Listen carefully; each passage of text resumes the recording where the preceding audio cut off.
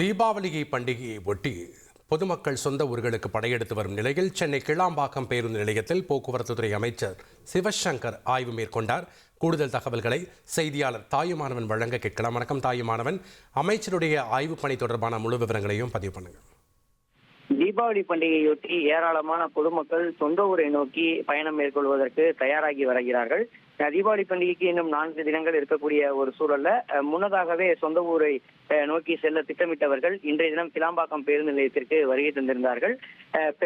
இன்று முதல் போக்குவரத்துறையின் சார்பில் வழக்கமாக இயக்கப்படக்கூடிய 2000க்கும் மேற்பட்ட பேருந்துகளோடு கூடுதலாக சிறப்பு பேருந்துகளும் இயக்கப்படக்கூடிய ஒரு சூழல்ல பேருந்து நிலையம், அதாவது கிளாம்பாக்கம் பேருந்து நிலையத்தில் மேற்கொள்ளப்பட்டிருக்கக்கூடிய போக்குவரத்து துறை சார்ந்த நடவடிக்கைகள் என்ன என்பது தொடர்பாக ஆய்வு செய்வதற்காக போக்குவரத்துறை அமைச்சர் சிவசங்கர் இந்த பகுதிக்கு நேரில் வருகை தந்திருக்கிறார். தொடர்ந்து பல்வேறு பகுதிகளுக்கு நேரில் சென்று ஆய்வு நடத்திய அவர் ஒவ்வொரு போக்குவரத்து கழகத்தின் மூலமும் எவ்வளவு சிறப்பு பேருந்துகள் இயக்கப்பட்டிருக்கிறது, எவ்வளவு பயணிகள் சென்றிருக்கிறார்கள், பயணிகளுக்கு ஏதேனும் குறைகள் இருக்கிறதா என்பதை நேரிலேயே கேட்டறிந்தார். குறிப்பாக பேருந்தில் உள்ளே ஏறி பேருந்தில் பயணம் மேற்கொள்ளக்கூடிய பயணிகளிடம் அவர்களுக்கு என்னென்ன மாதிரியான சவால்கள் இருக்கிறது, குறிப்பாக டிக்கெட் புக் செய்வதில் எது போன்ற சிக்கல்கள் இருக்கிறது, தொடர்ந்து முன்பதிவு செய்யப்படாத பயணிகளுக்கு பேருந்துகள் கிடைக்கிறதா என்பது தொடர்பான விரிவான ஆய்வை மேற்கொண்டிருந்தார்.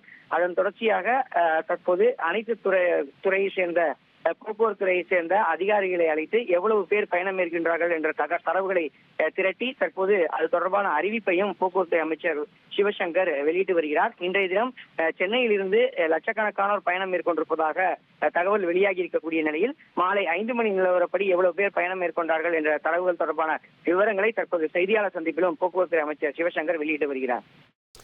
நன்றி தாயுமானவன், உங்களுடைய தகவல்களுக்கு. இனி செல்லும் இடமெல்லாம் செய்தி. தந்தை டிவியின் வாட்ஸ்அப் சேனலை ஃபாலோ பண்ணினா செல்ல இருக்கும் இடமெல்லாம் செய்தி. இதோ QR கோட், இப்பவே ஸ்கேன் பண்ணுங்க, ஃபாலோ பண்ணுங்க.